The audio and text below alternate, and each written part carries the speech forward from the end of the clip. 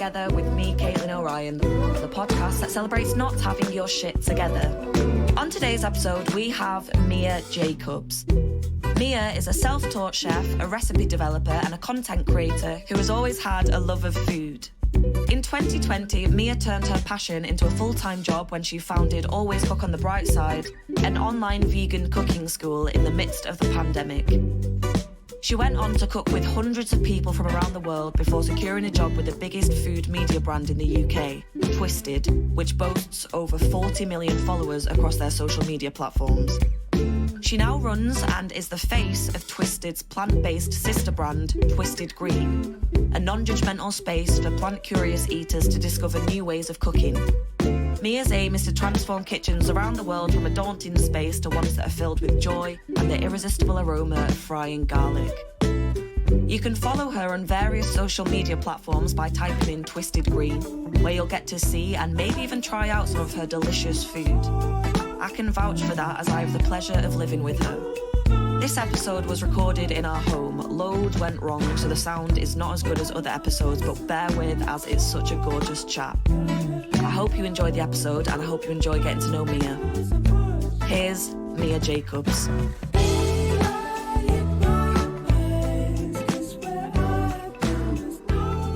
Okay, so for people who are listening who don't know, how would you describe what you do, who you are?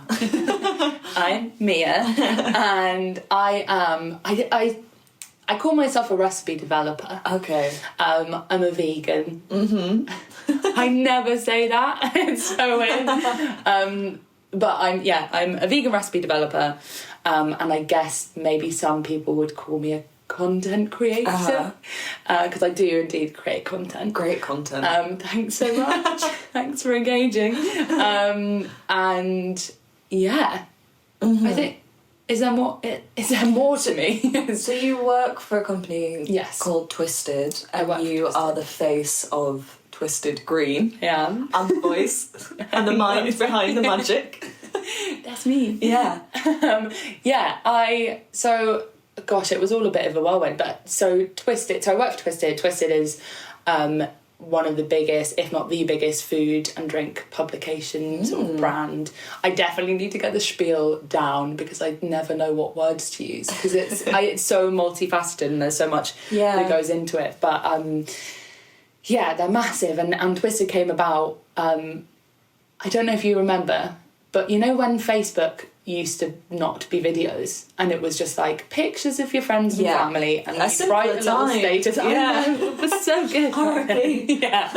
But it used to be just like someone's Facebook status, which, you know, I love reading back because they are just like amazing. Anyway, before Messenger, you know, we used to write messages to people on their walls for everyone to see. Yeah, so public. Yeah, so public. It was insane. Like, hi, how are you? Yeah. Like, are you coming round later? Mum wants to know if you want sausages as a status. Yeah, so weird. Or like on someone's wall. Anyway. Yeah.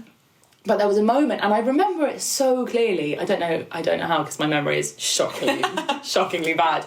But where suddenly all of these kind of like big food videos, really jazzy food videos, started popping up on Facebook, and it was all like bacon wrapped burgers with like loads of cheese and big pasta bakes, and that was the kind of stuff that I would make loads of at uni. Absolutely loved it because I ate meat and cheese and whatever at uni.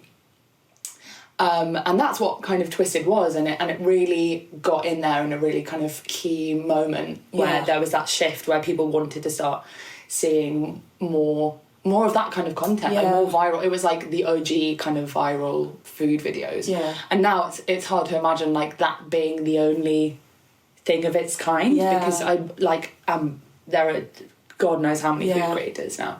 But that was Twisted, and it started in someone's flat and then it grew, and it now has like 40 something million followers across all of the platforms, which is insane. And I remember actually they got in contact, or like a recruiter was got in contact for them before I moved to Birmingham. Just before I moved to Birmingham, I made the decision to move, and someone got in contact saying, we're looking for a Twisted chef.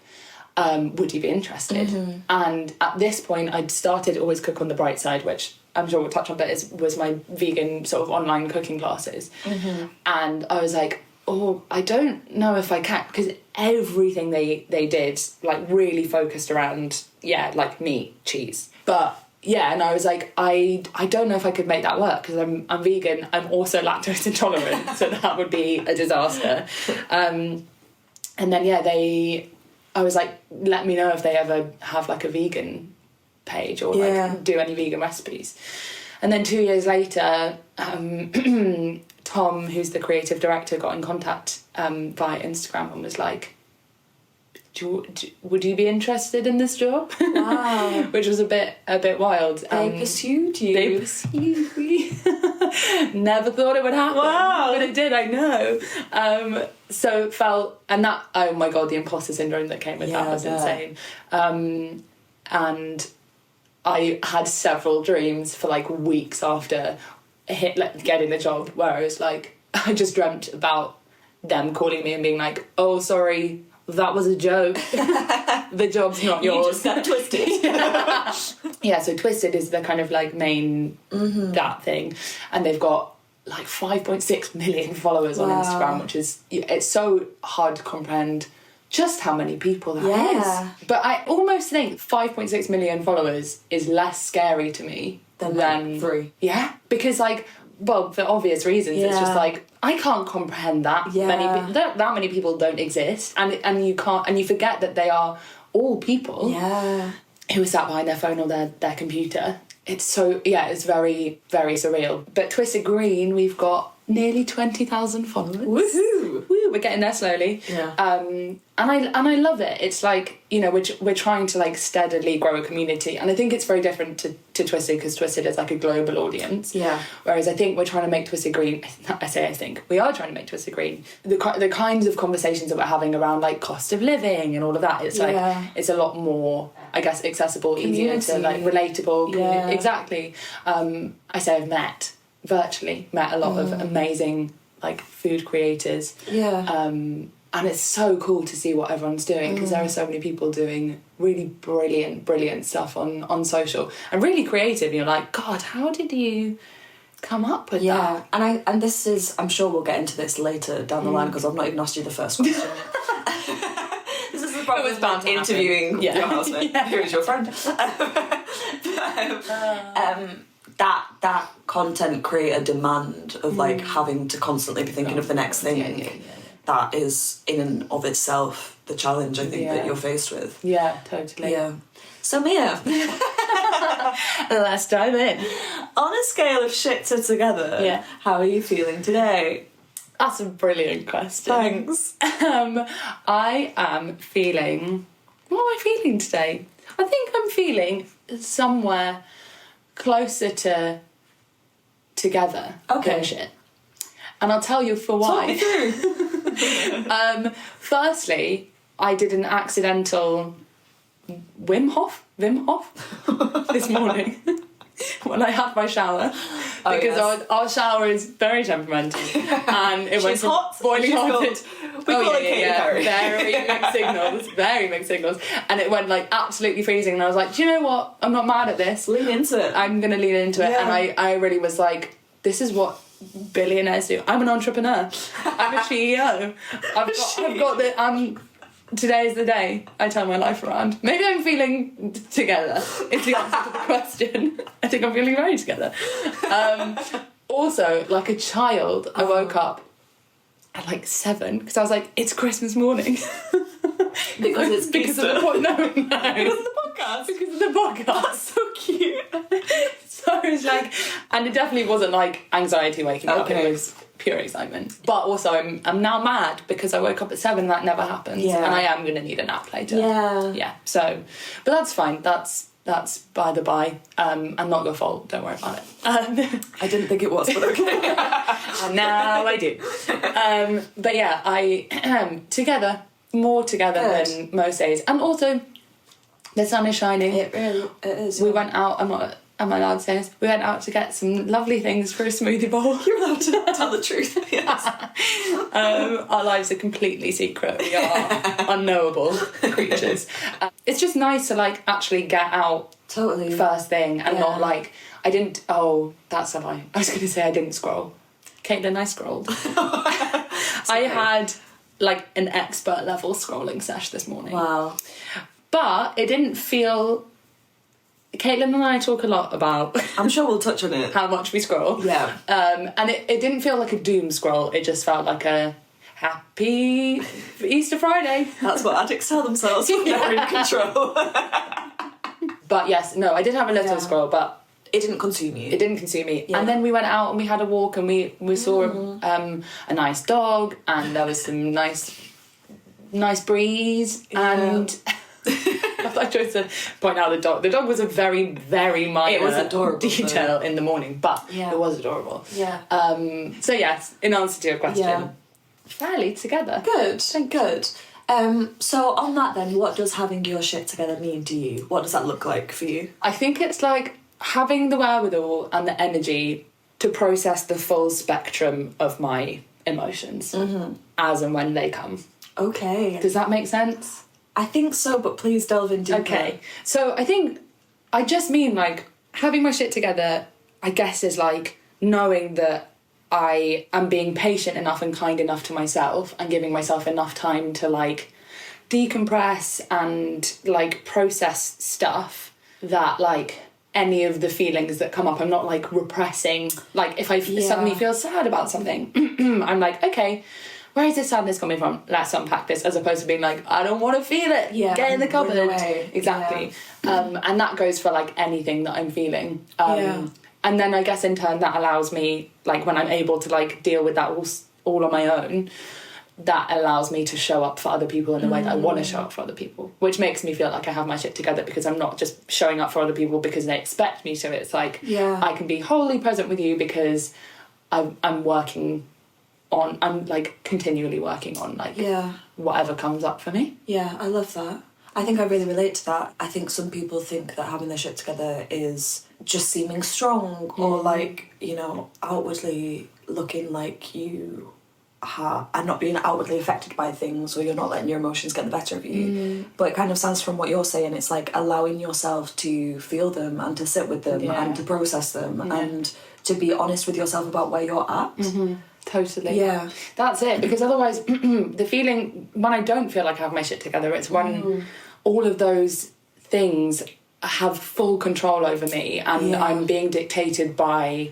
And you're like trying to dodge them. Yeah, exactly. And I've always found that when I try and dodge or run away from something, when I've had really intense anxiety, and this is actually a really good example, I had like after a recent breakup, had like really, really bad anxiety, and I was like, how do I just go away? Like, go away, I don't want you. And by doing that, I was like not dealing with it and basically like shoving it somewhere else. And it was just there like banging on the door, and I was like, be quiet, instead of being like opening the door and being like, hi, how can I help you? And like talking to it and addressing it. And because like obviously the more you try and fight something, it's like the pink elephant thing when someone's like, don't think of a pink elephant, and if you're constantly like, I can't think of a pink elephant, you're going to think of a pink elephant. But if you're like, what else could I think about?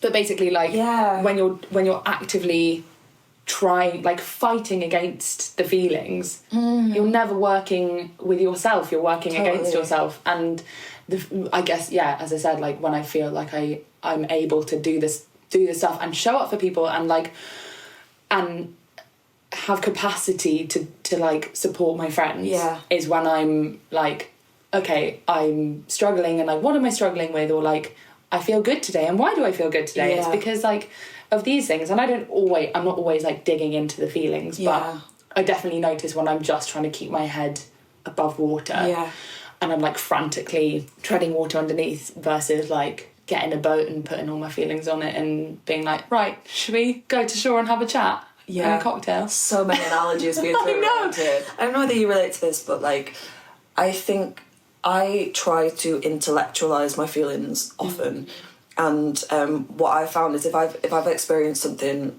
like heartbreak, for example, that's a good example. rather than allowing myself to like feel it and to like let it move through my body in whatever way, or like grief, or you know, any of those things, and because like you're saying, it's banging down the door, and you just have to at some point let. It's like you can't stand. I'm doing my own analogy saying now. You can't stand in the middle of the sea and like a wave come in and be like, no, totally.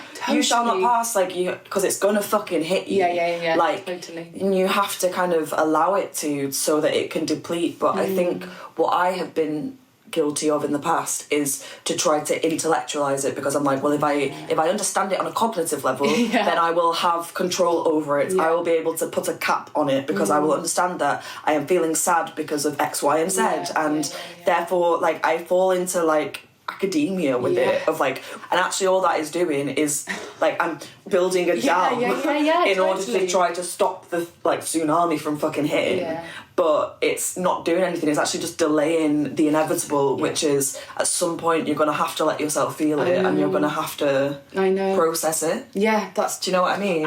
Like totally. The last year for me has been like really challenging for a bunch of reasons, but I don't think I've ever felt like I've had my shit together so much in my life ever. And I think it's because I'm like, oh, I now understand that like having your shit together isn't just pretending like everything's fine all the time. And I think that came off the back of like, going through a breakup, going through heartbreak for the first time, and like not understanding it at all, being like, why do I feel, one day I feel absolutely fine and the next day I feel like I've been hit by a train.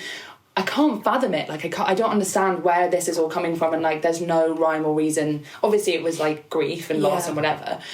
My sibling sent me something around grief being like, grief is ancient, right? And our bodies know what to do with it, and if we try and fight against it, there's no point in fighting against it. We've know, like our bodies know what to do with grief. And actually when I was going through it, I realised that what I had to do was lie down and let it do whatever it needed to do, because I was like, if I don't process this now, then it's gonna at some point it's going to pop its head up. It's going to be ugly whichever way, right? But I think that's what a lot of people do, is they go like, oh, this feels horrible. Why would I want to deal with this? Why would I, you know, and I should be fine. I should be, especially after a breakup, because I guess it's like, we don't think of it as grief, but of course it is. And I think that people just think, oh, it's a part of life, we should get on with it. But actually we need time to process, and in that processing we then recognise what it is that we actually need, and learn to trust what's happening in us more. And listen to the signals that our body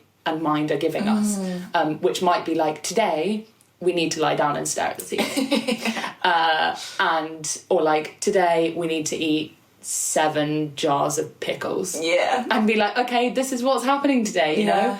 And like, everyone kept telling me to ride the waves, and I was like, stop telling me to ride the waves. I don't want to ride the waves. But actually, because I think it's a bit of a wanky phrase, but if we can find a couple of other words for that feeling of just being like, whatever comes, hold tight on that roller coaster. But I guess it's what you were saying, of like not letting the wave, not just standing in front of it and waiting for it to hit you. It's like, okay, I'm gonna go. It's gonna ebb and flow, and I need to like join it within that, because otherwise it will just take me down. Rubber ring. And the boat and the cocktail. What else was involved? And the pink elephant. Someone told me about a really beautiful, it was like an analogy, another one.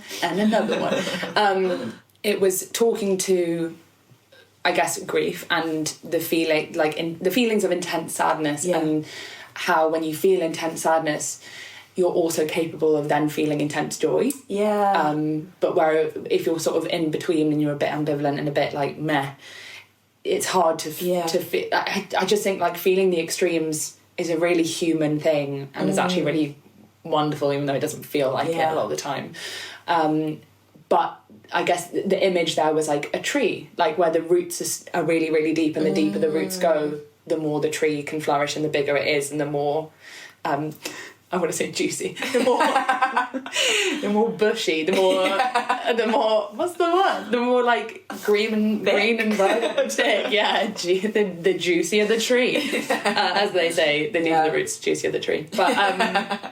But But yeah, do you know what I mean? It's like that, Totally, and I yeah. loved that imagery because I was just like, that makes so much sense. I Like, I love know I that. feel really sad right now, but it also means I'm capable of at some point experiencing extreme joy. But it's giving you so much more texture as well Yeah. as a human. Yeah, and yeah, like yeah. when you go through the low points in life, you have so much more empathy for other people. Yeah. Generally. Yeah. I think that's a really beautiful way of looking at it. Mm-hmm. Okay, so before the podcast, I asked you to think of an object that makes you feel like you've got your shit together, which you scuttled upstairs to retrieve. I have two. Okay. Okay. Which one do I want Unboxing to? with Mia. Yeah. God, I really am an influencer. Okay, right. Let's get the bag out. Okay. I'm really sorry to your bag because the first one isn't like totally clean. There might be some cheese in your bag. This is my first one. Oh, it's a microblade. Microplane. Oh, okay. Or, well, you can call it whatever you A please. microplane. A microplane. Okay. Which is, for people who don't know... Is basically just a fancy grater. Yeah. Which, you know, you can use for zesting or grating cheese. Anyway, I chose this because I am not a professionally trained chef. I don't call myself a chef, even though I guess like maybe it's part of the job description. Yeah. I like to think of myself as like a sort of young Nigella. And that, you know, she calls herself a cook and I'm like, babes, me too. I'm not a chef. Microwave. Microplanet. But so my kitchen is like, I've got all that, like I've been through so many house shares. I don't think I've got any of my, I've like have all the same plates and cutlery as I had when I was at uni. Yeah. Which is like, and I was not chefing back then, let me tell you. But I was so I just have your basic utensils. Yes. Anyway, one Christmas, it was so weird. I have a twin brother and we both got each other. It was so weird. We both got each other a kitchen utensil and a bottle of really nice olive oil. It was so Wow. yeah. I don't know. Mates. Womb mates. We are indeed. Thanks so much. That's so much better. We call ourselves womb pals, but womb mates. It's staring at you in the face. The fact that neither of us clocked that as well. Whoa. Wow. I can't wait to tell him. He's going to love it. So he got me this, and because I'd had my eye on one for a really long time, because I was like, that is just what chefs use. Adult. It's so grown up. Yeah. It makes me feel so professional, and like when I'm using it in videos and stuff, I could not feel cooler if I tried.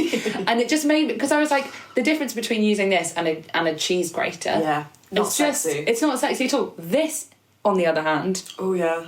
unbelievable. Yeah. It transformed. Do you know what? It also transformed the way that I see myself in the kitchen, which is really nice. Like I just feel like it reminds me because not everyone has microplane. Oh no. And so it sometimes just reminds me to be like, oh okay, no, I do this for a living.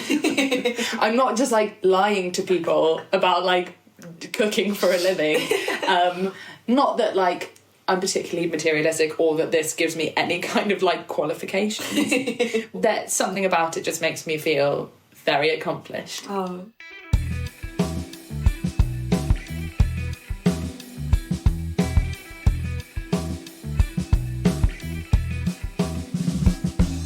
Please, can you tell us about a time in your life where you felt like you really had your shit together? The first thing that came to mind was when I did my first few cook-alongs with Always Cook on the Bright Side. Okay. So Always Cook on the Bright Side was... Great pun. Thanks so much! It came to me in a drink. It didn't. It didn't. I don't know how I came up with A it. burning bush. Yeah, exactly. But yes, Always Cook on the Bright Side. Started in lockdown. Basically, I was just at home alone all the time, and I was cooking a lot, and felt really like. And by this point, were you just an enthusiastic foodie? Yeah. Okay. I actually applied to MasterChef. Like, I guess a couple of years before that, maybe. But I've always been a food enthusiast. I think it probably started, I would say, after uni is when I started taking it really seriously.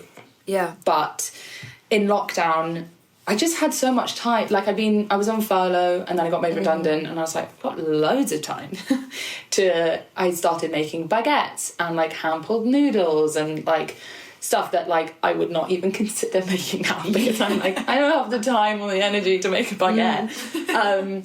But I felt really frustrated that I couldn't share my food with anyone other than my parents, who aren't massive foodies. Although they obviously enjoyed everything that I made, but I was like, okay, validation from your parents is not the same as validation from other people. Exactly. I eat that stuff up. But I started making... So I did a video, and it was my first ever video on Instagram, or maybe it was in my stories. Anyway, it was a whole saga around me making cinnamon rolls. And I don't know what it was, but it was utter chaos. And loads of people would like messaging in response, being like, "Oh my god, what?" And then what happened next? And like, and people were super engaged with it, obviously, because like none of us had lives, and so everything felt very exciting. But that was really great. And then people were commenting, like sending messages or commenting, being like, "Those look delicious." And I was like, "Oh my god, why don't I just go around London, make people's days and deliver some cinnamon rolls?" And when I say go, I don't think I really thought about the logistics of it, because I was like, I initially said, I was like, who wants some? And so I ended up driving again in the middle of lockdown to like, from me to like London Bridge or like wherever else I drove with my mum in the car with like these little boxes of cinnamon rolls, because I was just so desperate to like feed people. Anyway, so I then and like left them on people's doorsteps, and it was people that, you know, I hadn't seen in years, but it was a really lovely way of reconnecting with people. And it was just really nice to, you know, make people's day with a little cinnamon roll. And then those things did make your day totally something to look forward to. Oh my god, because every day just merged into one. And so something like that, where I was just like, okay, well, I'm not going to do anything today, so I may as well drive to London Bridge. And so then I was just like, okay, this is totally impractical. I'm spending a lot of money on petrol and ingredients, and there's only so many people I can feed. Yeah. So then I started thinking, like, well, why don't I do... And because I was cooking a lot and doing recipes and stuff, I was like, why don't I just do, like, a Zoom where, you know, I teach people how to make a dish. And I got, like, 15 of my friends... And it was absolutely amazing. It was like, because I'd been working in sales, like all of my jobs out of uni were in sales, because I was like, I like people and I want to talk to people a lot. Like, I like chatting to people and I think I'm quite personable. So I guess sales. At first I was like HR, and then I realised what HR was, and I was like, oh no, I don't think that's for me. But so I went into sales and did that. And the more sales roles I took on, the more I was like, this is all I'm qualified for. Yeah. And also because I wanted to work in the food world, but I was like, well, if I'm not a chef in a kitchen, what can I do? Yeah. Like, I'm not qualified for anything. I haven't had professional training. I don't know how to make a beef Wellington. So I'm like, I can't work in a kitchen. And also, I think I'd cry all the time. It's hell. When I watched... Oh, do you want to know something really, really nerdy that I did? When I used to cook in the kitchen at home on my own, I used to play MasterChef in the background and pretend that I was on MasterChef and like be driven by the sounds of them being like, you've got 15 minutes left. Oh my god, quick. Hurry up! Greg's waiting. Would you pause to get into it? So guys, I'm actually making... I get mum to come in and be like, with Monica Galetti. So, yeah, sorry, massive tangent. That is cute. But yeah, so I used to do that. Also to just see if I had it in me. But then I thought, actually, they probably don't have the music in the real thing, and it's probably just like quiet and tense and stressful. You don't have, you know... The cinematic, yeah, exactly. Anyway, so working in a kitchen wasn't for me. Anyway, so cut to the first cook along, and it was so joyous. You know, we played music throughout. People sort of, and because it was with friends, it was a bit of a kind of soft launch. Yeah. But then people wanted to do it again, and it was really lovely. And do you know, oh my God, the best feeling ever is that years later, the people who were in the first cook-along have made that recipe for their in-laws, for their friends, for dinner parties, for like... And I bumped into... I was at a party recently where it was my siblings' friend's party. Yeah. And it was like girls in the year above. Oh no, 2 years above. And I'd done a cook-along for them. And I got a message from Daisy, my sibling, the other day saying... one of the girls has asked in the chat if they can have the Korean barbecue recipe because they've lost it and whatever. It was like these Korean barbecue tacos. And then I was at another party where there was like a group of us and they were all in one of the kind of first cook-alongs, and everyone was just telling me who they'd made the tacos for. That's so amazing. And I just didn't... it was so...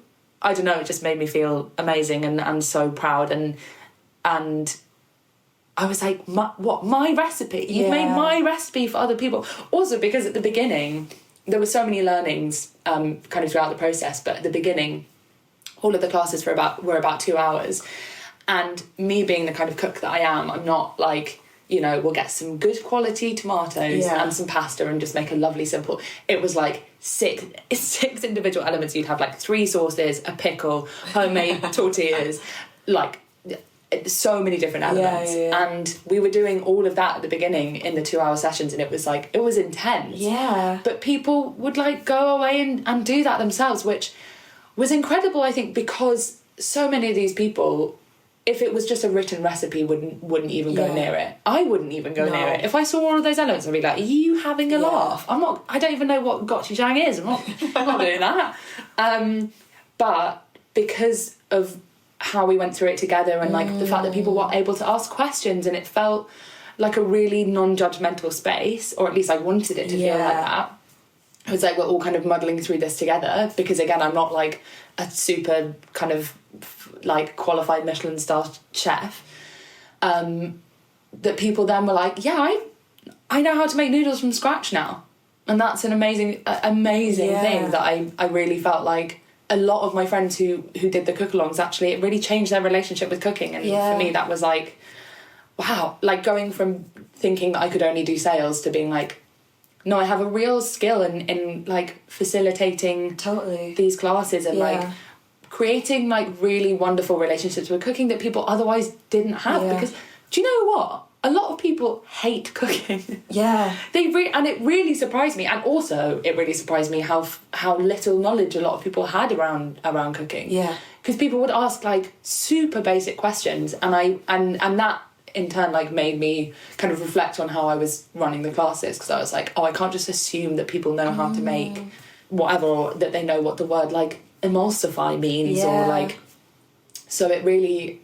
I learned a lot about how to like tailor the classes to like all kinds of cooks. And I think the moment where I was like, oh, I think this is like, I know what I'm doing now, is when I did a cook-along for Disney. Wow. And that was really surreal, and they came back for like two classes after that, and that was like a moment, because I had a lot of imposter syndrome and a lot of like, well, what makes me qualified to teach these people how to cook when I'm just a home cook? And in that moment I was like, I must have something. I must be good enough at whatever it is in this that makes people want to be part of it again and feel like they're actually learning enough and enjoying it enough to like come back for more. Yeah, totally. But I think it's not only that your food is delicious, because one of the main props of like living with you is the fact that I get to eat your food a lot, and I'm thrilled about it. But it's you as well as a person, and it's like the marriage of the two things, where you do feel like a safe space, you are non-judgmental, you make it feel accessible for people, and that's why it works on the platform and like Twisted Green, is because people enjoy your content because of who you are as well. And that's like, you know, not everyone has that ability to make people feel comfortable and want to engage with food in the way that you do. You make it seem light and fun. Whereas I think a lot of the time prior to that, videos seem overwhelming. Like, Deliciously Ella, love it. Yeah. But I will look at her recipes and I'm just like, fucking hell, that is like chaos and I'm not cut out to do it. Whereas like with you, it feels simple, it feels playful, it feels like something that you want to engage with. Thanks, that's a really nice thing to say. Because I think that's a skill in and of itself. Wow. Like, you know. Thanks. And I think the moment that I realised that I could do those classes was when I was like, people aren't going away being like, well, she didn't hold the knife properly, or like she wasn't chopping very fast. It was like just the feeling of like accomplishment that people left with and feeling really proud of themselves. And I think the way that I've always, and I don't actually talk about being vegan a lot because like all of my classes were vegan, and actually at the time I wasn't fully vegan myself. Halfway through the classes I was like, ooh, probably practice what I preach. Yeah, exactly. I'm a fraud and someone's going to find me out and I'm going to get cancelled. But no, I was like, it's pretty easy to be vegan. Like the food was, you know, like, I don't know, I just was like, and it makes sense for the classes to be vegan because it's accessible for everyone. Yeah, exactly. Yeah. Totally. I want people to feel like they can trust their intuition when they're cooking. For me, that is so important. If I was to ever write a cookbook, I think such a huge proportion of it would probably be around like tasting as you go and like trusting that actually you know what kind of food you enjoy. Yeah. A lot of people like, you know whether food is good or bad, right? Yeah. And I think people are scared to like trust themselves when they're cooking.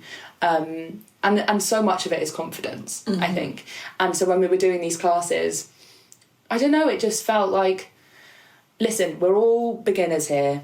Let's just have a little go at it and see what we can come up with.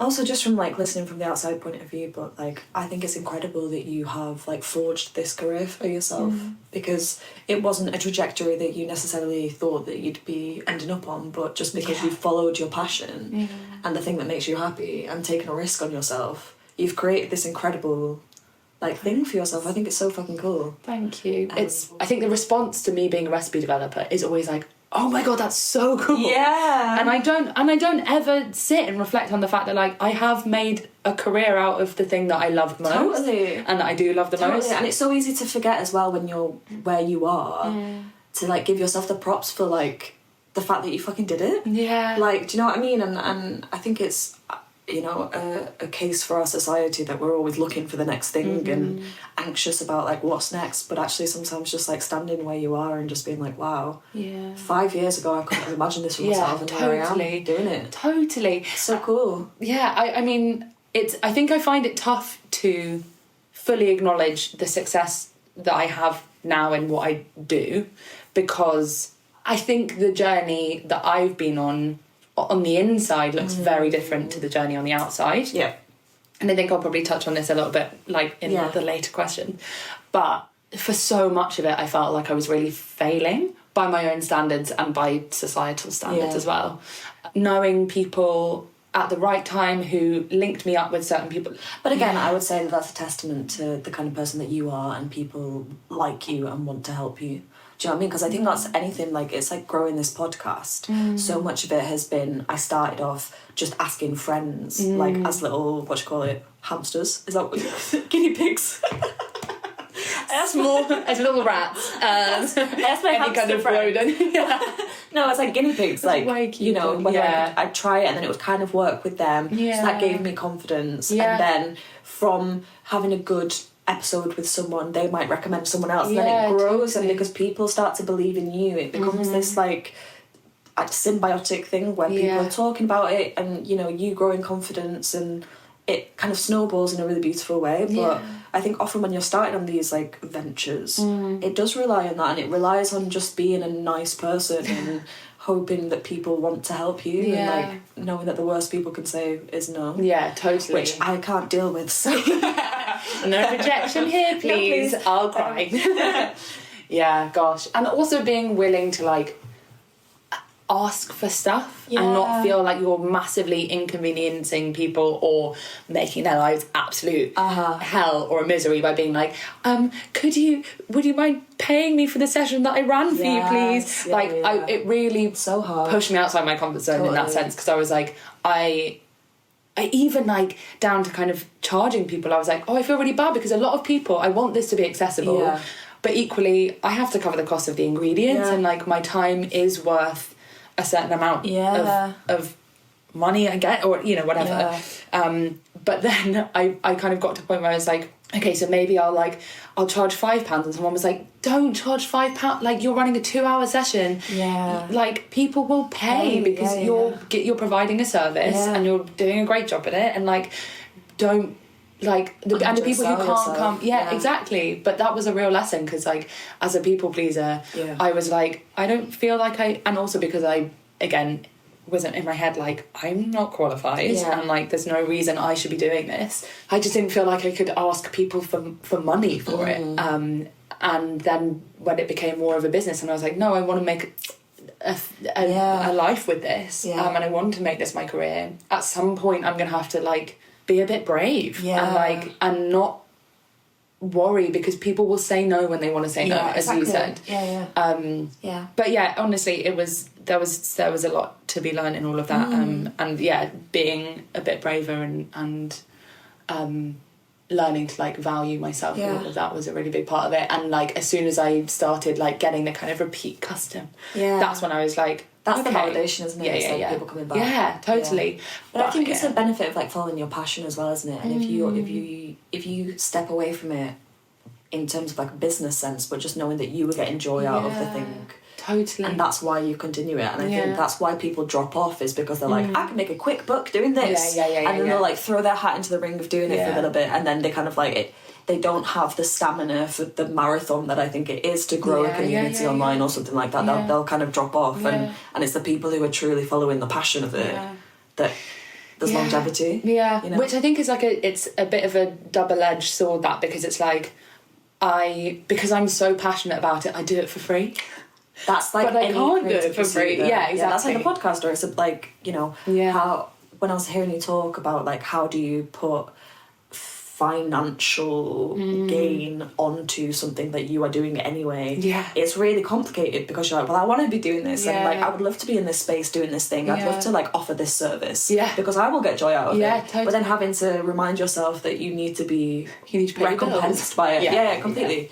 It's a really tricky thing, and I think for self-employed people, creative people, and I do think that this is a form of creativity, it's very hard, because there's not like a tangible like product. You know, I'm not giving you a vase that I have made. Totally. I mean, that's still art. But you know, like if it was like a burger, people will look at it and be like, okay, I've had a burger before that was £5. This one looks juicier, it looks bigger, it looks like it's got more cheese in it. I'm happy to pay £12 for that. But with something like a service or like a class or whatever, it's the class itself, but then also all the stuff that comes after that, which logistics as well. But so all of me, like, you know, it will take me however long to test a recipe before the class, so that I was happy with it and I knew that it worked, and then it would be like going out and buying the ingredients and then working out how I want the class to run, and like who's going to help me write notes, and if there's someone who can't do that, like how am I going to do that myself, and like creating a playlist, because that's a big part of the experience, and so, you know, all of that. But I don't think people think of that. They turn up to the event and they're like, I'm doing this, it's 2 hours, and then it's done. But actually there is the stuff that they then take away from that, which you hope that people think about, is like, I've done the class and now I know how to make noodles, and that's never going to leave me. Like I know how to do that now for life, and that is in itself, there's a lot of value to that, whereas your burger that you eat and is done. Totally. Okay then, in opposition to that, a time in your life where you felt like you really didn't have your shit together. At the same time as all the good stuff was happening, which is always, I guess, sort of how it goes. At least for me, I guess it's nuanced, isn't it? But so the classes were happening, and basically it was the height of lockdown, and I feel conflicted about it, because for me lockdown was really, it brought me a lot of like really positive things, and I recognise that is not the case for everyone, and that was both rare and that I was incredibly privileged that it brought me space, totally, and a new direction that felt really, really exciting. But obviously lockdown was not that for a lot of people, but people had a lot of space and time and were constantly looking for things to do. You know, like corporate companies wanted to maintain a sense of company culture. There's an appetite. Yeah, totally. And it was, you know, like we were constantly logged on. I was on Zoom all the time because it was our only way of connecting, wasn't it? And so the classes worked so well. Like the lockdown really lent itself to, or the classes really lent themselves to the world in the state that it was in, which was like us all wanting so desperately to connect, but not having any like way of doing that other than just like through technology. And so in that kind of, when it worked, it really worked. And I didn't have to try very hard to sell it, because people were constantly looking for ways to just like switch up their days and like do something that was like entertaining, that wasn't just like sitting and scrolling or whatever it was, or doing like a couch to 5k or making banana bread or like any of those other lockdown embroiderings. Yeah, exactly. So it really thrived at the beginning, and then everybody hated Zoom. Everyone got Zoom fatigue, and no one wanted to be anywhere near a screen because that was our lives for like, what, 2 years? Yeah. Too long. On and off, yeah. 2 years too long. And so no one wanted that anymore, and I totally understood it. And I was like, to be fair to you, I wouldn't want to be stood in my kitchen, especially in summer, because when lockdown eased that first time, it was like summer, you could go out, new world, you could go out, you could see your meet friends. 6 people. Can you imagine? Can't get my head around it. I don't think they even know 6 people now. Choose your favourite 6 people. Exactly. So, did it come as a surprise? I think I was really anticipating it, but I basically didn't. Either I wasn't ready to, or didn't really want to take the next step, which might have looked like in-person cooking classes, because that would have just been a whole other beast. Like, I thought what worked so well is that the classes could happen in the comfort of someone's own home. They didn't have to go anywhere. All they had to do was like buy ingredients, and what that meant was also that like it was easy for them to recreate the dishes, because they knew that they could do it in their kitchen with their blunt knives and like special half melted like plastic bowl that they always microwave. You know, like everyone knows their own kitchen, but if you put someone in a space where it just feels like there's a disconnect between like being in a professional cooking, like in a professional kitchen, and then going home and being like, well, I'm not used to making this kind of food at home, so how do I do that? And so what was so great about the classes is that we kind of bridged that gap for people,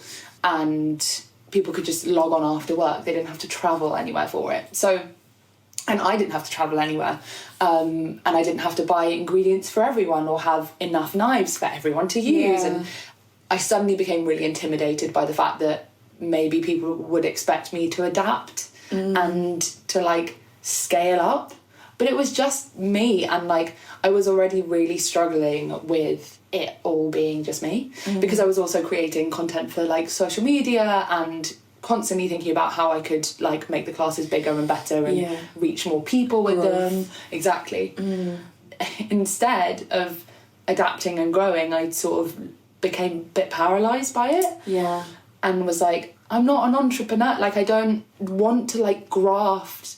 And I have suspected ADHD, but definitely runs in the family. We all have it.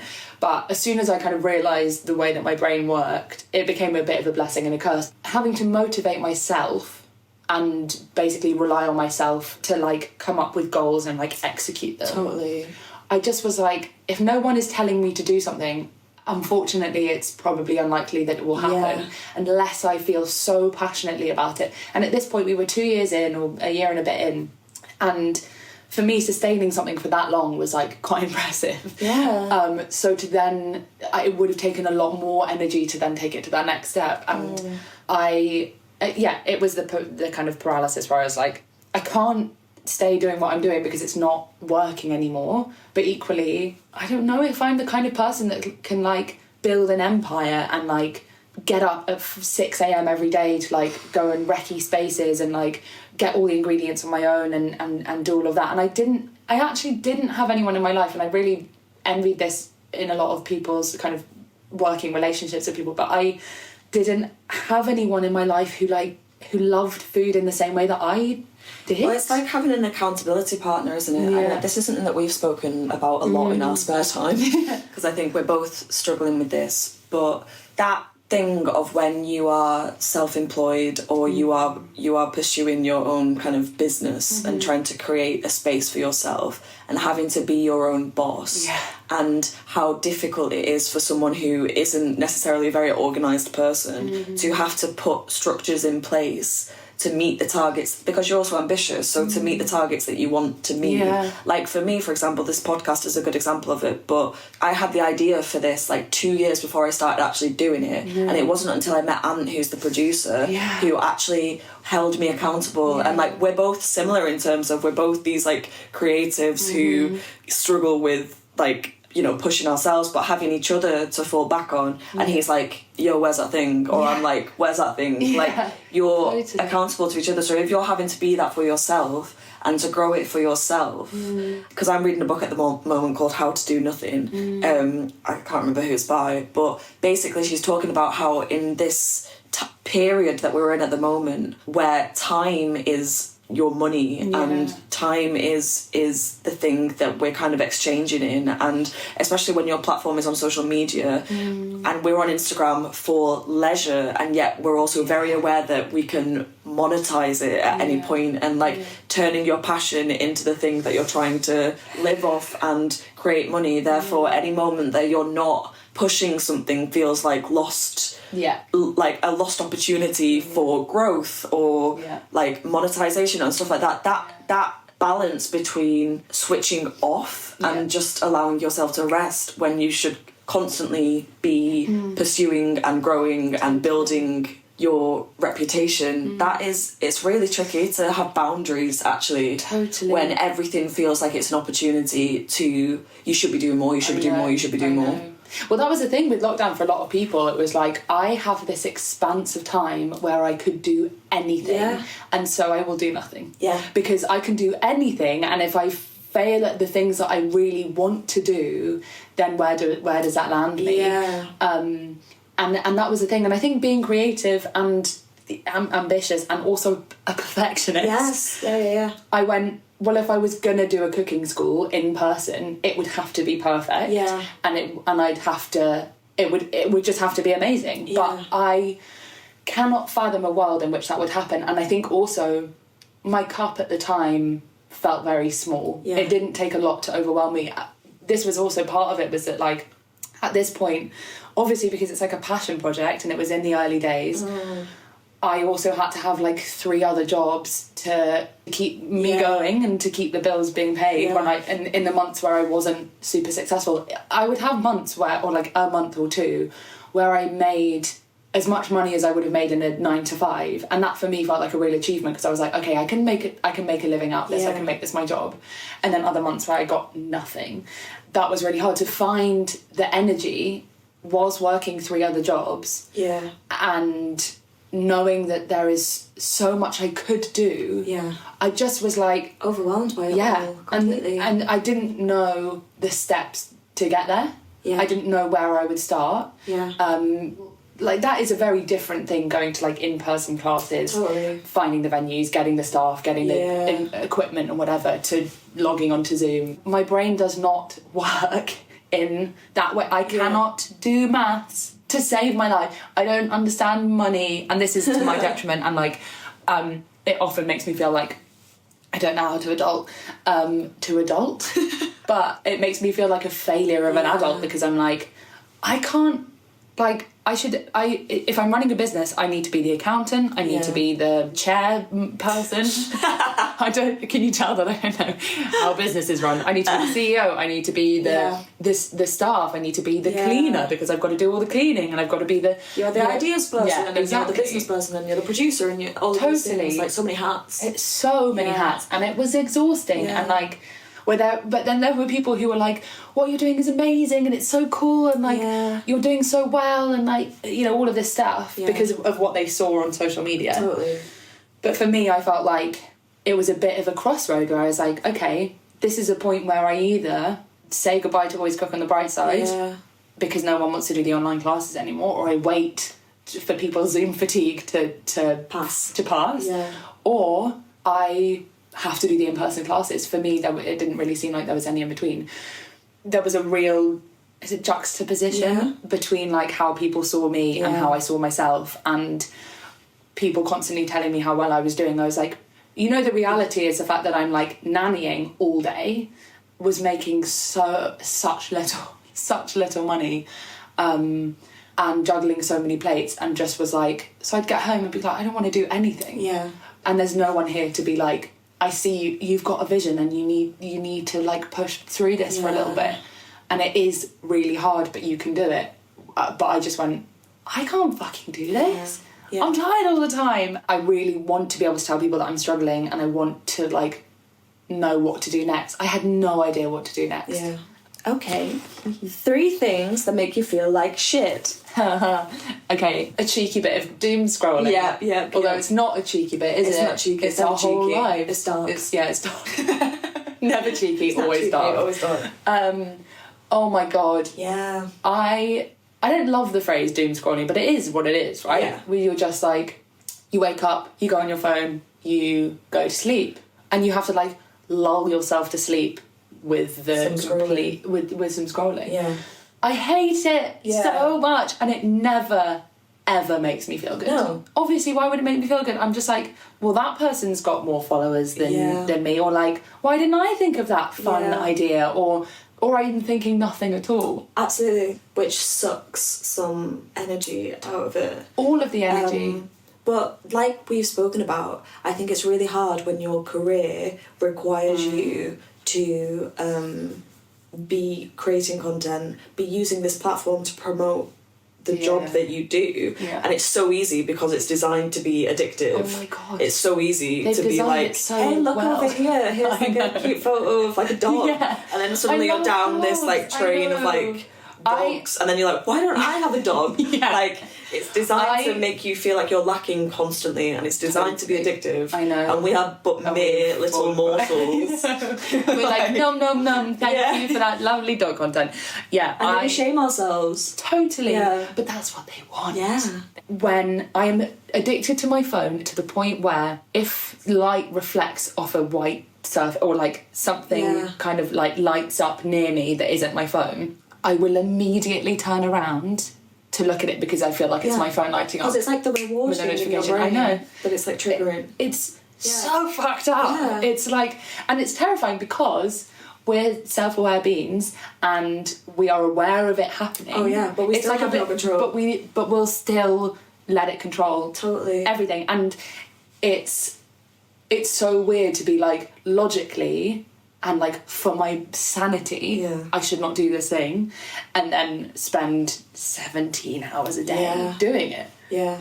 Why? Like, and that is when you realise like how powerful it is, because you're like, I mean, it is an addiction, isn't it? Oh, totally. And I think more and more people are starting to recognise it as that now. I feel like I'm having more conversations with people. Yeah. And I think when you tell yourself that you're addicted, I found that it's helping me give myself a bit of grace with it a bit more, because I'm like, oh, like I'm actually addicted to this thing. Yeah. You know, and I need to put in like structures to help me with my addiction. Totally. And to take it as seriously as you would an addiction, because it is sucking the fucking life out of me. I know. It's affecting my self-esteem. Yeah. I think when you spend a lot of time on your own, it's a way of connecting with people, but it also exacerbates the loneliness because you're going on this thing to connect with someone because maybe someone's messaged you, but then whilst you're there you see that like 3 of your friends are in Bali, like, and that, again, that book that I've been reading and how she talks about it in terms of like it's in this capitalistic society that we're in, like our time and like even our photos or the content that we put up. Well, it's all transactional, isn't it? That's it. So you're searching for wealth in terms of how many likes you get in a photo. That's what we're trading in now. It's so nuts. And I also think that like I was listening to one of your other episodes of your pod, and it was Dipper who was talking about, that's what it was. It's like, we shouldn't know this many people. And we should not know what they're thinking, what they're doing constantly. And this is another thing. So WhatsApp for me feels like an inbox of emails that I don't want to touch, but I have to get back because they're your friends. Because they're your friends, and I love my friends and I care about them. But it feels like such a chore. I hate it. I'm like, I want to connect with my friends. I love them. I'm grateful that they're here and I want to know what they're doing in their lives. But keeping that up, maintaining that level of communication is insane. And we should not be contactable all the time by everyone, but we are. And that is exhausting. And the lines, once you're on your phone... I don't know, for me, because like you were saying, because of my work, it's like I'm on my phone and then the lines get so blurred because I'm like, once I'm in there, and it's like, okay, well, I'll just reply to this one message, or I'll just... It's never just, is it? It's always like, I'll just set my alarm on my phone. And whilst I'm here, I'll swipe a tiny bit to the next page and then I'll just open Instagram to see if anyone's messaged me. And then, which is why I think it's so important that we set boundaries, because like my favourite thing to do now, I try really hard, but it doesn't always happen, is to okay, it's not my favourite thing to do, but to be like, hey, do you have capacity for this? Because it's so easy, and it gives everyone permission to be like, I don't have capacity for this right now because I feel really overwhelmed, or I feel burnt out, or I feel whatever. It's just a hell of a lot, and it's relentless. It's every single day. It's like... And do you know what we've lost? We've completely lost the art of being bored. Think about how much time our parents spent being bored. And that's where... And how much as kids as well. Come. Exactly. And your creativity. Yeah. Because if you put a kid, like, in the garden... I was like, if you put the kid in a room... If you let a kid into the garden and you're like, okay, just, like, play, but... they will find things to do and to play with, and I think we've become so reliant on stimulation, and on our phones is like a crutch. That if you put me in a garden, I'd probably check my phone immediately, rather than being like, oh, those roses were not there before, or like that bush needs trimming, or whatever it is, or that fence needs like, you don't notice stuff around you because my head is constantly like somewhere else. I'm not in the present. Again, to reference that book, I just read it last night, so it's very on my mind, but there's like a John Cleese quote from Fawlty Towers, and he was talking about like his creativity and stuff like that, and what is required. There's 5 things that are required, and it was space and time and confidence and like a good sense of humour.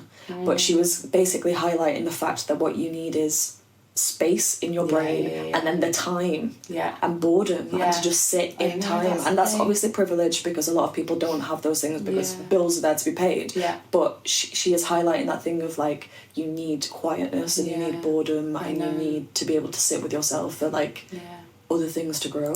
And yet the distraction that you're constantly being pulled in different directions is the thing that's like stopping us all from achieving those things. We're so uncomfortable with silence. I especially am famously really bad. I was never silent as a kid. And even now I notice that, like, if I'm ever doing anything, if there is silence, I'll fill it with music, I'll fill it with a podcast, I'll fill it with scrolling or whatever it is, which isn't silent. So when is it ever... When I'm asleep, silent. But then I'm not conscious of it. I know, but because we're doing the blue light scrolling, filling our brain with that before bed, how restful is our sleep? And also because of the world that we live in, how restful is our sleep anyway? Because we do so much processing in our sleep as well. Totally. A lot of the processing that we don't have the time, energy, or whatever it is, resilience, whatever it might be, to do while we're awake. Yeah. But yeah, it's such a good point. I think the thing that we were talking about, there's a book, like it's like a 12-week program that a lot of my friends have recommended. I talk about it a lot on this podcast as well. Oh really? Yeah. Okay, amazing. The Artist's Way. Yeah. And how, I guess, what you're doing in the morning pages, which is where you have to like write 3 full pages of whatever it might be, is that you are, that is space. Because if you limit yourself to 1 page, you're going to wrap things up quite quickly, or you're not going to get to the point where you're letting your thoughts breathe enough to... And it's uncomfortable, and it's like learning to sit with yourself as well, because you're having to elongate the thoughts, like you're saying. Spent time on I went away on my own recently, and it was the first time where I actually felt totally compelled to connect with people in a very real, tangible, in-person way, because I was like, I wasn't spending any time on my phone, because I was like, I've come away, I'm not going to do exactly what I do when I'm at home, because then I could just be at home. So I wasn't on my phone. I was like, do you know what? My friends will be there after the weekend. Yes. And then I was like, okay, I want some human interaction. Why don't I just try that old-fashioned thing that's called making conversation with someone like sat next to me, or like asking someone something, or like when I got a coffee, I had more energy to be like, to have a really lovely, very comforting, very like wholesome conversation with someone, because I was like, I haven't just spent all morning numbing my brain and replying to messages from my friends. Not drinking water. People in my life are baffled at how I'm still alive.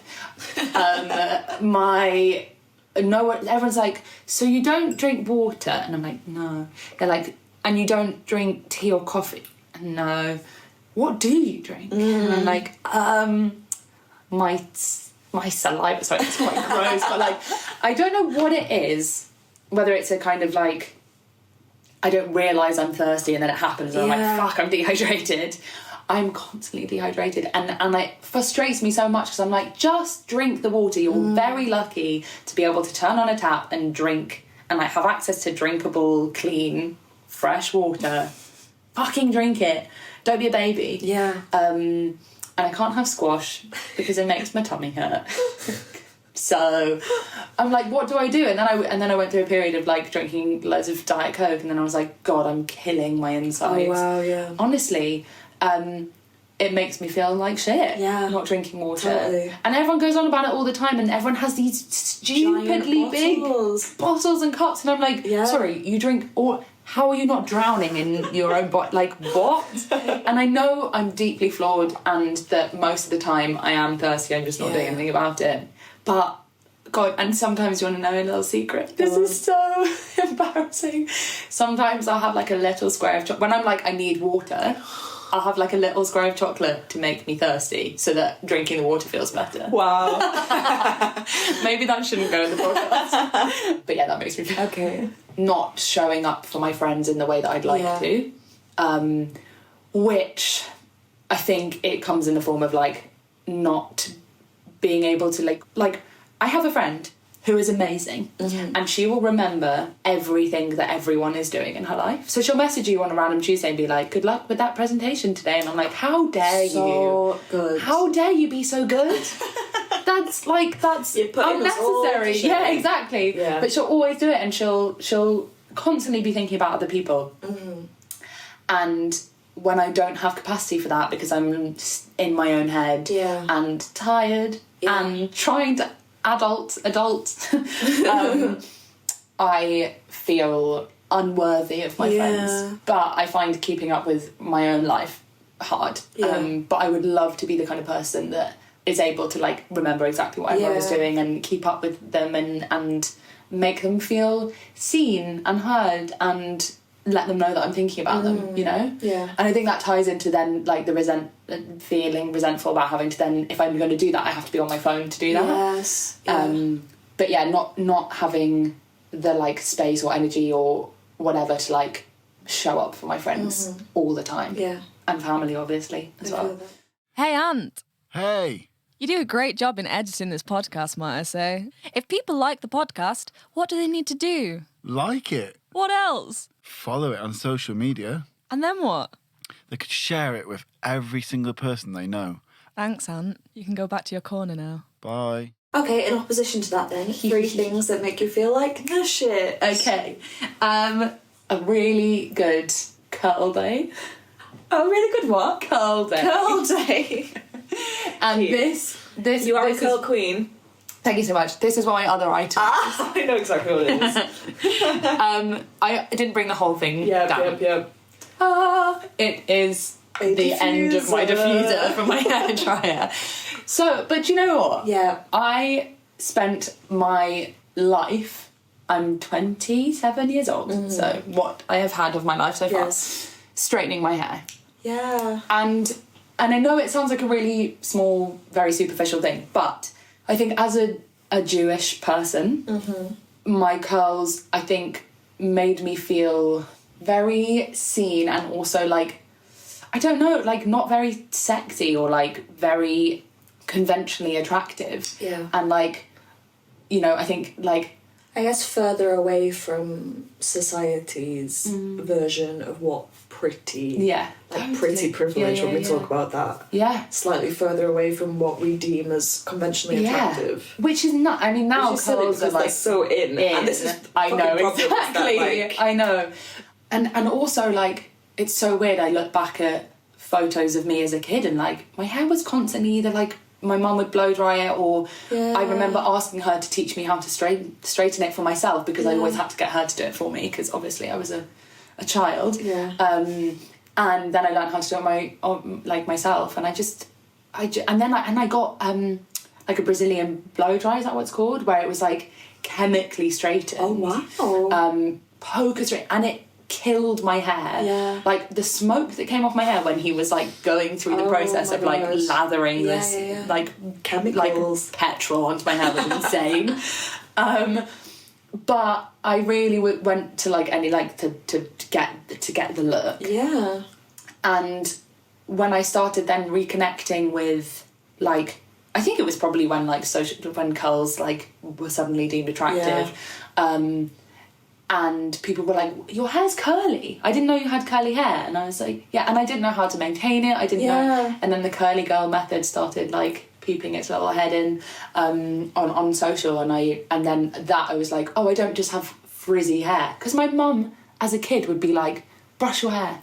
Just brush your hair. And I was like, I don't think you understand. Yeah, if I brush my hair, I will be a puffball. Yeah. So now being able to like recognize how special they are and it also like I don't know why but it does make me feel more connected to like my roots, not my hair roots. But like there is something about like But just accepting yourself, isn't it? Yeah, totally. Honestly, I felt so exposed when I had my curls for the first time. I was like really I just did not feel good or don't know what it was. I guess it's internalized shame about not aligning with conventional expectations of what a woman should look like. Yeah, totally. And the fashion and all of those things. As soon as you step out of that thing, you become vulnerable. Yeah. It's like we're all like a little army who have to march at the same thing. Totally. You know? And it is incredible to like think about, like I recently got a haircut and we've been talking a lot about like the power that hair has to dictate how we feel about ourselves and like how we're perceived and how we perceive ourselves and like what we're saying about ourselves with like how we choose to present ourselves. And I think that was the thing when I was younger. It was like straighten your hair because you want to look smart, or like straighten your hair because you want to look professional, or brush your hair because you don't want to look unruly or whatever. But yeah, it was really interesting. And I did feel like I read an article written by this Jewish girl who was talking about the fact that she would straighten her hair all the time, and that by doing that there was something around the kind of like a rejection of her identity, of her Jewish identity and her like heritage totally. And it really resonated, and I think in that moment I was like, God, I'm really stamping on something. I'm really like actively choosing every time I straighten my hair to like reject a part of myself that I'm telling people that I'm not proud of that, or I don't feel comfortable with that, or it's not lovable or to be found attractive. Oh, making food that makes people happy. I mean, that's probably, especially people who think they hate vegan food. Yeah, proving them wrong. screw them. Not screw them. Make them happy with nice food and be grateful when they give you nice validation. But like my team at work, they're all meat eaters. Yeah. And all big foodies. And I love going into the studio and testing a recipe and people being like, whoa, yeah, I'd make that. Yeah. That's great. It feels so good. Totally. And I think like with vegan food, you kind of have to be a bit more adventurous to get all the flavours and stuff, and it's way more rewarding. I think sometimes with meat recipes it's just like, here's the meat and then here's some things around it. Exactly. But like it really pushes you to be more adventurous, and then the flavour, the reward is excellent. Totally. Yeah. And also because like vegan stuff, you have to just work, like as you said, you've got to work harder to get like to yield similar results, and like there is naturally you're gonna have to like, if instead of using cream, you could buy a vegan cream, but like I'd rather soak some cashews and like add something, and it almost feels like alchemy sometimes where I'm like, I don't taste something that's not vegan, but like I remember how a taste of something that I feel nostalgic about or loved when I wasn't vegan, and I'm like, here's my challenge. How am I going to recreate that? Or how am I going to create something that's better without using the easy stuff? Because sometimes I do get very jealous of people at work who can just make something with sausages or like fry an egg. Not to say that their job is easy at all, but with vegan, there's a lot you can do, but there's also not a lot you can do because you're limited by like making things accessible, and like not because like a lot of vegan stuff is expensive or it's processed or whatever. But like I gave a plate of something to my manager the other day who no one tried my food in the interview process to get my job, to get the job that I'm in.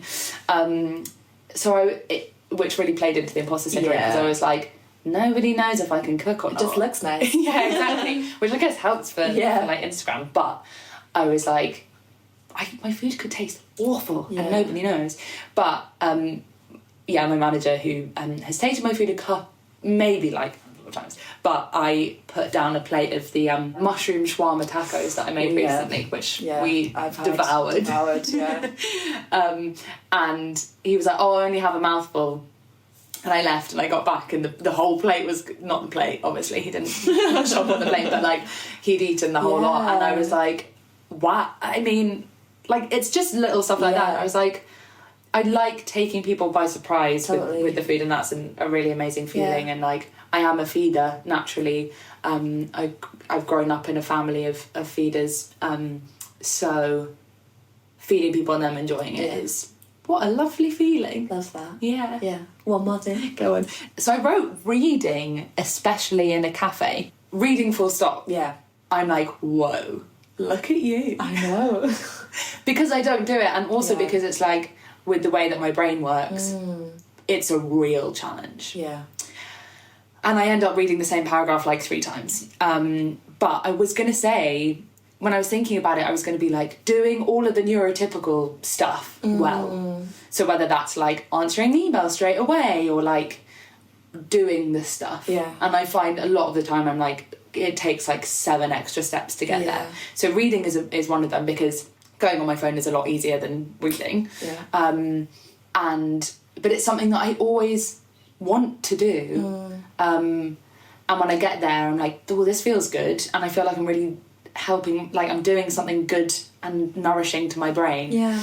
But yeah, when I was thinking about it, I was like, all the stuff that people can do easily, when I do those, like making a call or whatever, that feels really good. And then I was like, maybe it's not that. Maybe it's like working alongside my neurodivergent brain. Yeah. And like doing things in a manageable way that feels like I'm honouring the fact that like, my brain works a little bit differently, because the world isn't made in a way that makes like being neurodivergent very easy, and we often feel like we need to conform and we need to do things the neurotypical way, and that is the only way to do things. But giving myself a break and being like, okay, so we can't read all the time, but what we can do is like do little bits when we feel like we can. And like that's why I can't read a whole book in a week or a month or whatever, but occasionally picking up a page instead of being on my phone. Picking up a book, reading a page, or making the call that I don't want to make, or getting back to an email or whatever, and doing it in a way that feels like I'm not just I'm not setting myself up for failure, because I'm not trying to like make my brain work in ways that it doesn't. Doing the things in a way that feels manageable, and like reading, I think a way that I've realised recently is like, let's set it all up so that that's an easy thing to do. So instead of being at home, where I will probably pick up my phone or do something that is easier, or procrastinate forever before picking up the book, go to a cafe, romanticise the hell out of Pretend you're in Paris. Pretend you're in Paris, do some people watching, have a lovely decaf coffee, and like do a little bit of reading, and like make it easier for yourself, and make it fun, or like make it, I don't know, but romanticising it really helps, and makes it feel very chic and cool. I'm like, look at me, everybody, I'm reading a book. Okay, something that makes you lose your shit in a positive and then a negative way. Going to the cinema and getting a Tango Ice Blast as big as my head. Wow. And is it just the one flavour that you're going for, or are you mixing flavours? Bless you for asking me questions, because you've heard so much about my love of Tango Ice Blast and going to the cinema. Cinema that I go to, it's the Odeon Lux. Yeah. And there's a machine where you can press. Do it yourself? You can do it yourself. Wow. And it's touchscreen and it's amazing, and it's so exciting. Yeah. And I always fill it up past the lid into the dome. Oh wow. Because I'm like, I'm getting my money. You gotta rinse them. Yeah, you really do. It just makes me feel. I'm just like, oh my god, I'm an adult and I can go to the cinema whenever I want. Yeah. And I can sneak in some It's a popcorn. child's dream. It really, really is. And then the Tango Ice Blast, I'm like, this should be illegal. Yeah. Because what the hell is in it? Oh my god. Why does it weigh nothing? Yeah. How is it fizzy and also frozen? It It's doesn't make any amazing. sense, Yeah. but it fills me with so much joy. Yeah.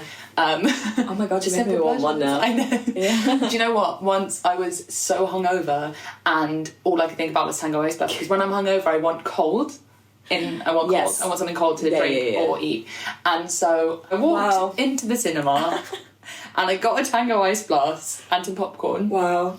And then I walked home and I was in like leggings, and like it looked like I was kind of wearing like exercise gear, but obviously no idea, was not exercising. Walking through the streets looking like I was very lost, because I was just like had my Tango Ice Blast and it looked like I'd sort of like gone to find the toilet but just like lost my way and ended up just going home. It was amazing though. I was so gassed about it. Also another part of the positive way was making friends as an adult, because I love making friends as an adult. I love making friends as an adult. Nice.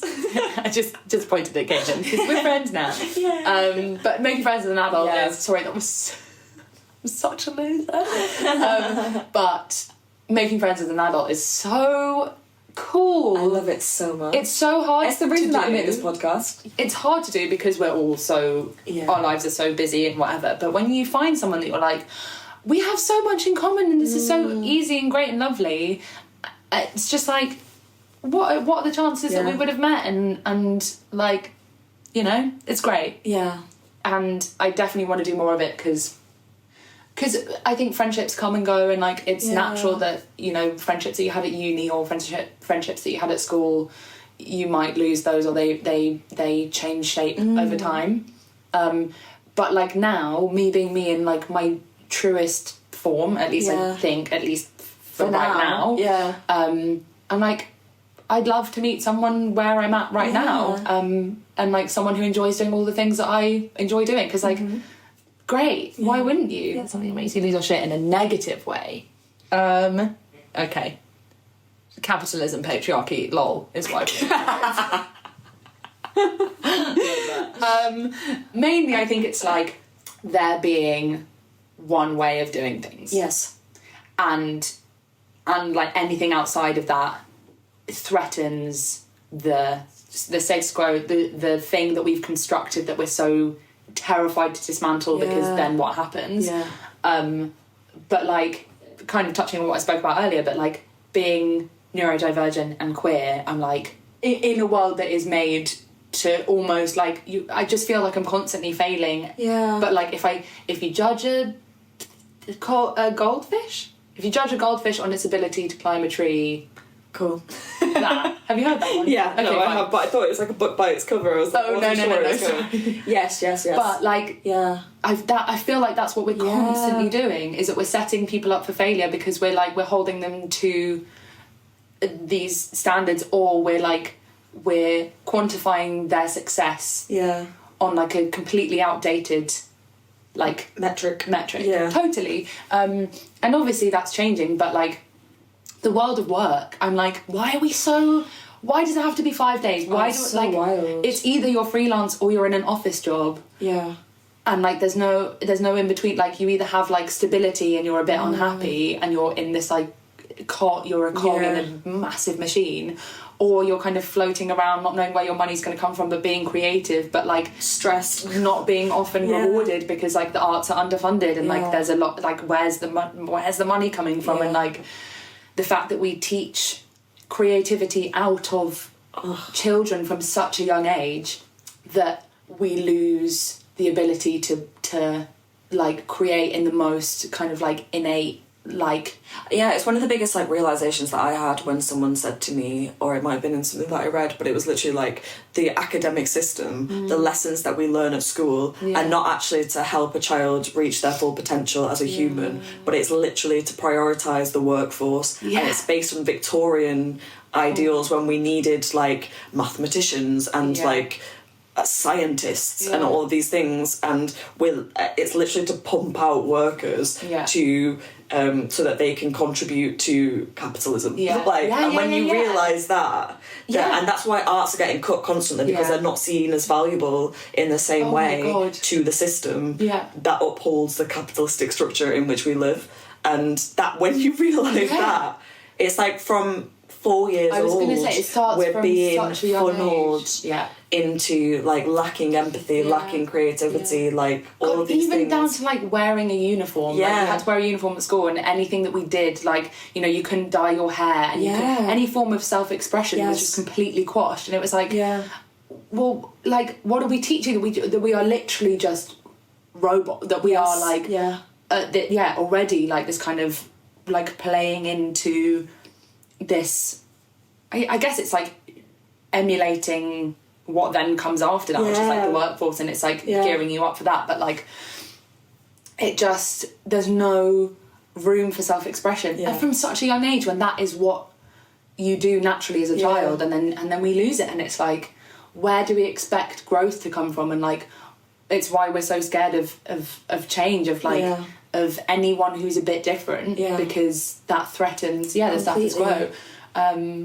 And it's just so frustrating. And also, like, I hate the fact that when you're at school, it's like you can be a teacher, you can be a doctor, you can be and like maybe it's changed now, but like I would have found this a lot faster if I knew that like there was an option for me outside of working in an office. And like I know I'm working in an office now, but it's a very different kind of work. And I just was like, so either you can be doctor, teacher, whatever, or like what are the other options? And it takes you so long to like find something that doesn't feel like you're failing because you've chosen something that's creative, or like something that adds to society in a very different way that isn't valued at the same level as like something chronically undervalue the arts, and creativity is such a big thing to neglect, or to at least teach out of ourselves at such a young age. And then it's like, well, how do you access that again? And we lose that.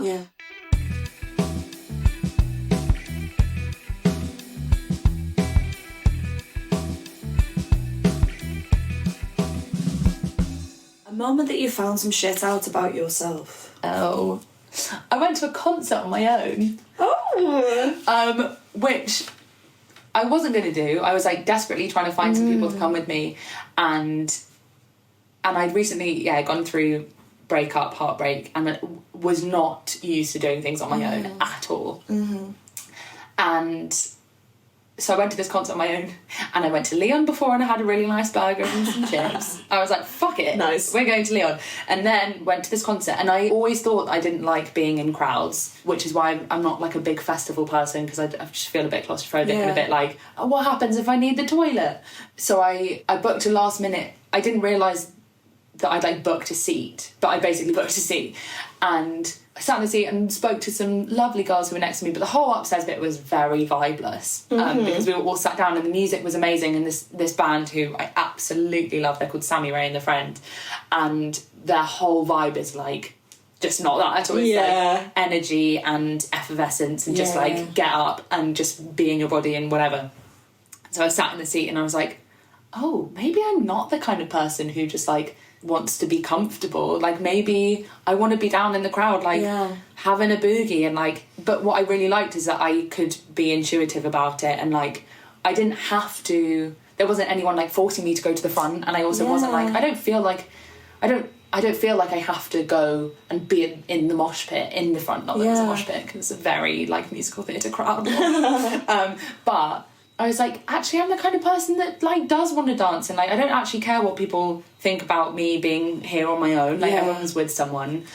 But it really taught me, I guess I learned who I am as a person. I know it sounds really stupid, but like when you spend so much time with other people, you end up being like, okay, yeah, we'll go to the front because they want to, or because like you think it's what you should do. Yeah. And then left to my own devices, I was like, well, what kind of person am I? Like, who am I at a concert on my own? Am I like screaming at the top of my lungs? Am I dancing? Am I bopping very like slowly and like minimal boppage? Or, you know, so that was really valuable because especially coming out of a relationship where the idea of doing anything on my own was very scary. And off the back of that, I then like took myself away for the weekend and swam in the sea, which again, I would only ever have done if someone was like, come on, like, let's swim in the sea, it'll be so cool and so fun. And I'd be like, oh, it's really scary because I don't want to get hypothermia, and also, like, my feet hurt on the pebbles, and, you know, like... Yeah, because you have also, like, been on trips on your own as well, haven't you? Which I think is so cool, because that's something that I would love to do. But I feel like it's something that, like, I imagine myself doing. I stop because I'm scared of being on my own, I think, a little bit. It actually, weirdly, I think you'd love it. Yeah. Because you're romanticising your own time. Yeah. Honestly, I would just be like, it makes you lean into your main character energy. I think because it's like, I can do whatever I want to do, and if that is staying in the Airbnb and lying on the bed, or like dancing, I don't know, or like, you know, doing any of that, or if it's like going out to a pub and like having a meal on my own, or like going for a swim in the sea, like again, it teaches you to like really sit in your own body and in your own head and be like, what do I can do and it's not I can do anything, because you're only where you are. And even if it's like, you know, walking around, you don't have to rely on it's your time won't be dictated by someone being like, I'm hungry now, let's go to a cafe, when you're not hungry yet, or like and also, like, maybe a good little bit of practice would be taking yourself out for dinner. Yeah. Because that is uncomfortable. I think that was the most uncomfortable thing I did when I was on my own, because I was, like, so wanted to pick up my phone. Yes. Because I didn't want people to think I was stood up. Yeah, that's it. Going for dinner on your own is, like, it's, you know, it's for some reason so challenging. Because of maybe when you see someone eating on their own, people are like... Got no mates. Yeah, exactly. Like, they clearly haven't chosen to be here on their own. Why would they do that? So it's like a really good way of practicing, like, the silence, and then also it just makes you like focus on the thing that you're doing, because you're like, I'm making an event of this. Yeah. Every mouthful feels exciting, and you're like, you're more present with it. Yeah, totally, exactly. So maybe that's a good start. But in general, I learned how to date myself, which I just never do. I never think to do. Yeah. Because being on your own is not the same as intentionally spending time on your own. Yeah, it's like the difference between loneliness and solitude. Totally. Yeah, and solitude is like a positive thing, but loneliness feels like something that's been done to you. Yeah, and you have no control over it. Yeah. You know? That's such... that's... changing the relationship with it. Yeah. shittest piece of advice you received? Oh my god, if one more person tells me to get a diary, I will scream. Yeah. Like, honestly, like, when I'm like, I can't keep track of everything and I feel overwhelmed and I don't really know where I'm meant to be and I forget, people are like, just get a diary. I have a graveyard Oh my god, of me empty too. diaries. Every Christmas, a new diary that I write in for 2 weeks. Yeah, exactly. And I'm like, I'm on top of things. Yeah. And then you're Out just the like, window. I'll just trust my brain. My Yes. brain knows what's going on. Yeah. And I get why a diary would be lovely. And actually I liked the practice of like handwriting in something. Yeah. And being able to like really, get my plans down on paper and like see the week or see, you know, but it's just another thing to keep on top of and like I Another don't thing to feel like you're failing at as well, Yeah. I think. When you see it and you're like, oh. Yeah, exactly. And I can't bring myself to like throw away my old diaries because I'm like, that's a whole empty book. A tree died for that, but it's a diary from 2012 that I will never look at. What am I going to do with that? Yeah. So yeah, Shit you wish you'd known sooner. setting boundaries will not make people hate you. Yes. I think I always thought I respected when other people set boundaries, but I always thought I was asking too much of people or demanding too much or being entitled.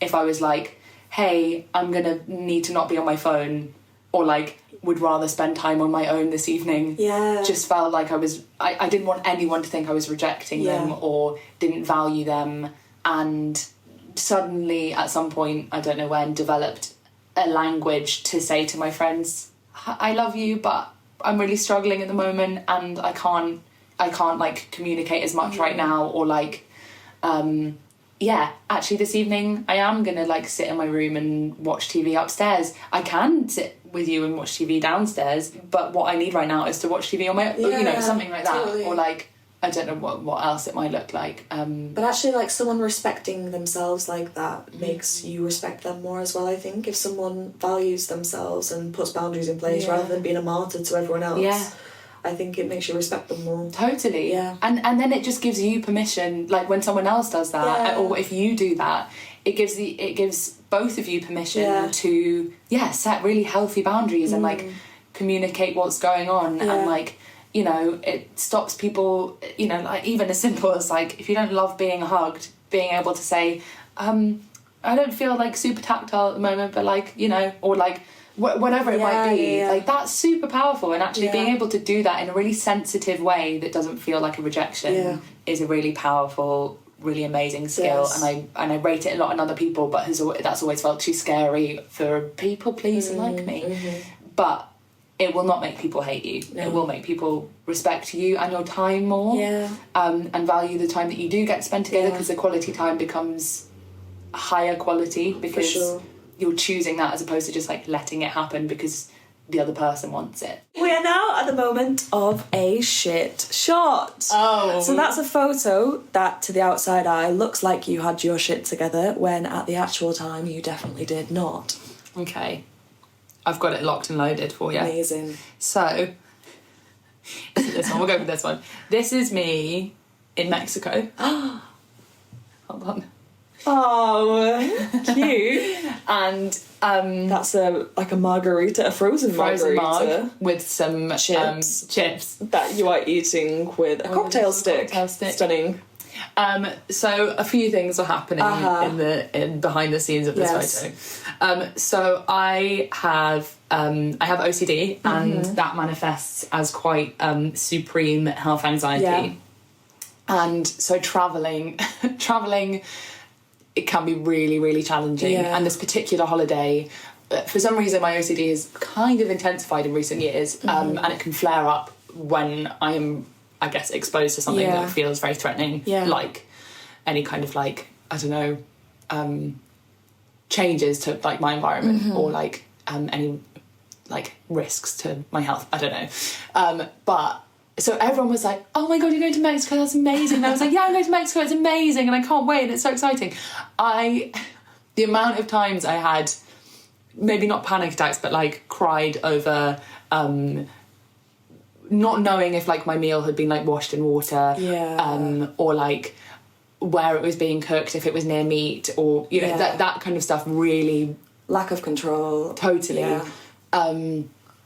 And whereas my brother was just like eating tripe off the floor somehow, or like eating like meat from absolutely anywhere. Yeah. It was like could not be more opposite. But I ended up basically eating a lot of crisps because I was like, I know that these are, I guess, like a safe food, and like chips. I was like, these have been deep fried, and it's nothing to do with the culture or like feeling. You know, it's.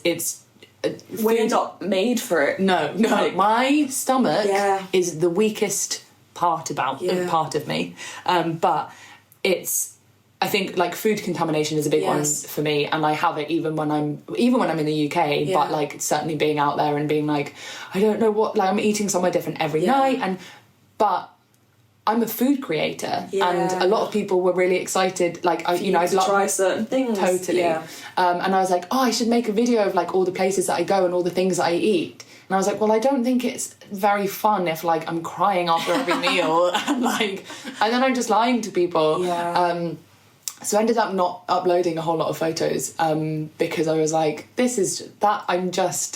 I don't want to be the person who's like, look at me in Mexico, and then at the same time like eating mainly crisps because I'm scared about getting unwell. Totally.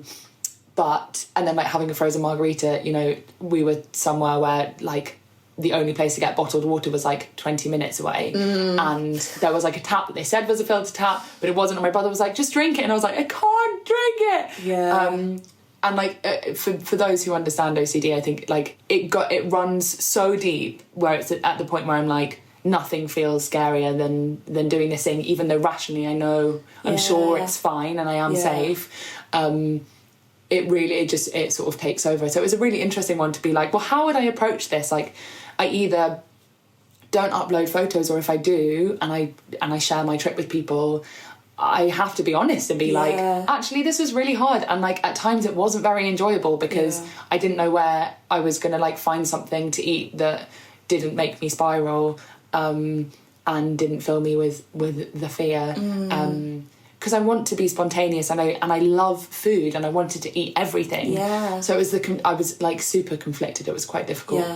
But then also feeling like it's an immense privilege to be here. Completely. I should be enjoying every single moment of this, and I'm like smiling and having a great time, but also battling something quite difficult and something that I'm still getting to grips with.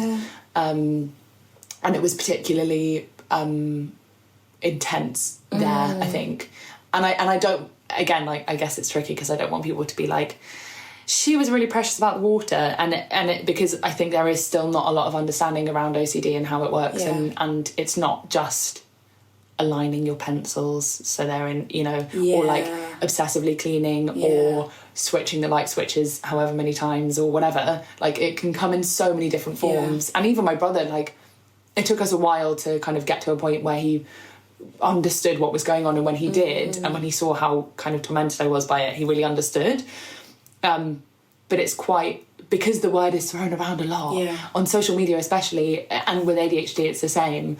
I worry that I do worry about what people will think, totally, that I'm just like, oh, I'm just a bit funny, and that people will be like, oh, she's just a princess, and doesn't want to, and is just precious about you know, has to eat in 5-star places, because that's not what it is at all. But that photo I just find hilarious because I'm like smiling with a frozen margarita while I probably was like, I wonder if the ice was bought from a shop or if it was made from a tap, and like, you know, all of that. Totally. But so that was my Thank you for sharing that. Really unpacking a lot there. So, Mia, have you got your shit together? Gosh, do you know what? I think that I am right now, maybe a bit. Yay! I feel like I'm at a point in my life where I know myself well enough to know, like recognise patterns in my behaviour and be like, okay, how are we going to do this differently this time, or how are we going to honour what we need from, you know, whatever's going on. And also being in this house has like really changed the game. It's been like a real fresh start, and you know, we have really great chats, and I think also like going through very similar stages and actually being able to work through that together is completely. I'm finding that really valuable. Yeah, totally. And I think it holds a mirror up, doesn't it? Yeah. And it makes you go like, just having that level of self-awareness, but not too much self-awareness that you're like unpacking everything, because then you spiral. Every night is essentially a 2-hour podcast for us. Basically. God, yeah, we won't stop talking. We just can't do it. But yeah, so I think so. And then also it's just like, yeah, I don't have my shit together, but that's just like everyone. No one who does. Yeah. And by not having our shit together and just working out how to do that. Yeah. Well, you end up maybe having it together. Yeah. I don't know. Sorry, that was such a wishy-washy answer. Well, thank you so much for coming on the podcast. Thanks for having me. I had a nice time.